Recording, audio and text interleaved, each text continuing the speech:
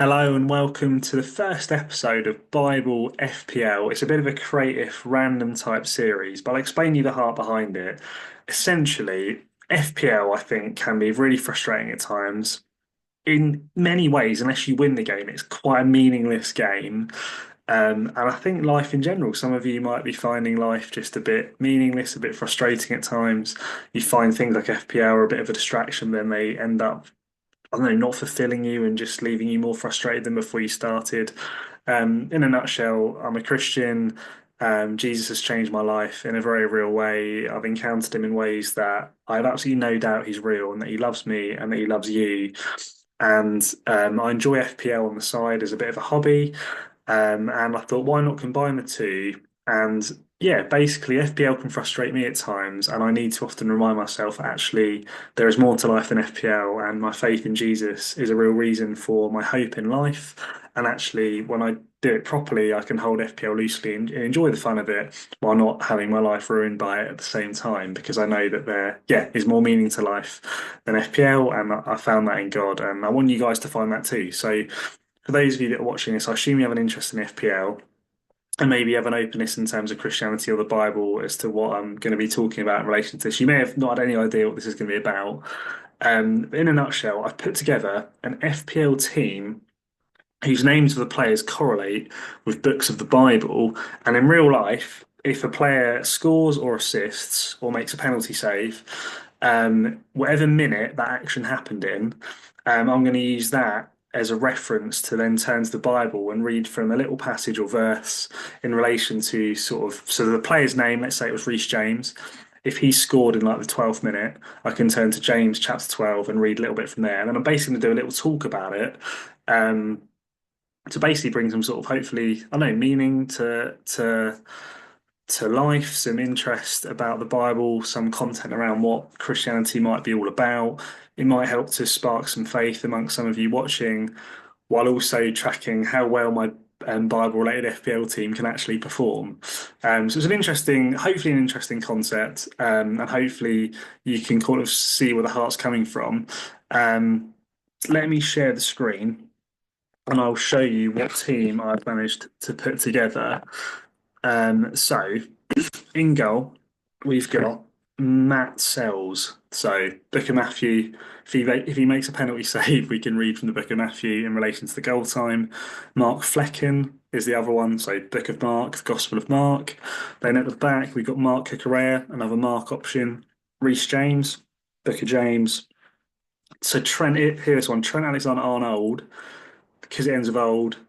If we get a goal or assist of Trent, we can read from anything in the Old Testament in relation to the goal time. Luca Digne, so for the book of Luke. Carl Walker Peters for a book that Peter wrote, also with Digne, and Luke also wrote the book of Acts, so we can read from that too. I told you this would be a creative series. Marcus Asensio, again, a book, option for the book of Mark. Brennan Johnson, for one of the books John wrote. Lucas Paqueta, again, book of Luke or book of Acts.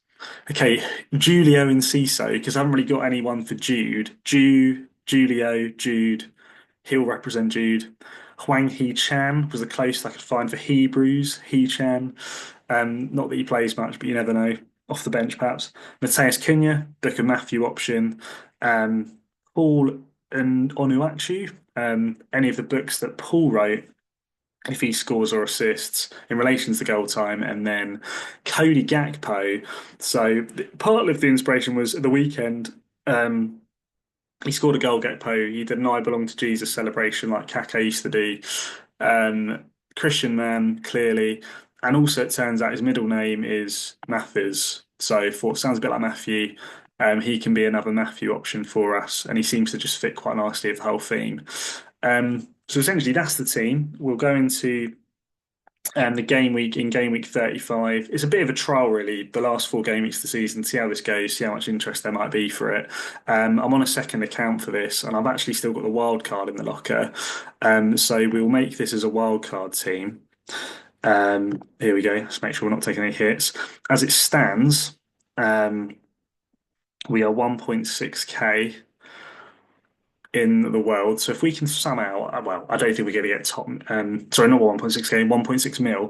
If we can somehow get top 1 mil with this team, it'll be a miracle. If we can stay in the top 2 mil, that's probably more realistic with a very randomly chucked together team full of players that most of them you wouldn't necessarily go to if you were picking FPL squad from scratch. But look, this game week, we've got a bit of Cole Capeter's away to Leicester. There's a chance. Matt Sales, we know, Forest defence very solid. Trent, class player. Digne's got a return in him.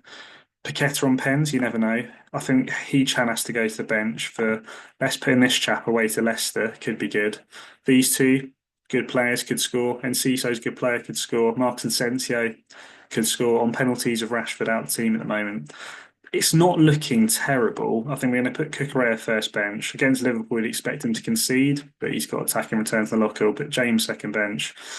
I think Bruno's good at pens, so he could well score against Flecken. If we're wanting a pen save, Sales could be the one. He's good at pens, to be fair. As a Brighton fan, I saw Forrest dump us out the cup on penalties, and Sales was key to that. So we'll play him in goal, and then Chan third bench because he's not really getting many minutes. As for captaincy, in terms of let's see how many points we can try and get this week. I'm doing this completely off the cuff, so I'm not entirely sure who's crying out for a captaincy here. Um, Probably no one really is crying out as an option. I mean, Leicester, he's a bit injured, this chap. Cunha's probably going to start. Should we do Cunha? Should we go for it? And we'll vice captain. No, it's vice captain this chap because he's got Leicester. We'll lock that in. And essentially, we'll see how we do. Next game week, you'll see how it's going to work in terms of a review of the game week. Hopefully, we can get a goal or an assist to work with. And then I'll do a little preach from the Bible.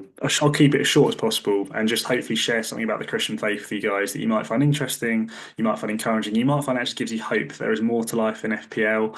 And yeah, the whole point of the series hopefully is to do a bit of FPL, do something a bit creative with it, but also most importantly, give you some hope that yeah, there's a God out there that loves you, that cares about you, and we're going to be reading some stuff in the Bible in relation to how the FPL team performs to hopefully encourage you in regards to faith. So yeah, please like and subscribe if this is a series you could see yourself following and finding out more. But for now, yeah, we'll leave it there, and I look forward to reviewing how this team is done in Game Week 35 with a little preacher's part of it on the next one. Cheers for tuning in. And now I need to stop the recording nice and smoothly. Right, catch you guys later.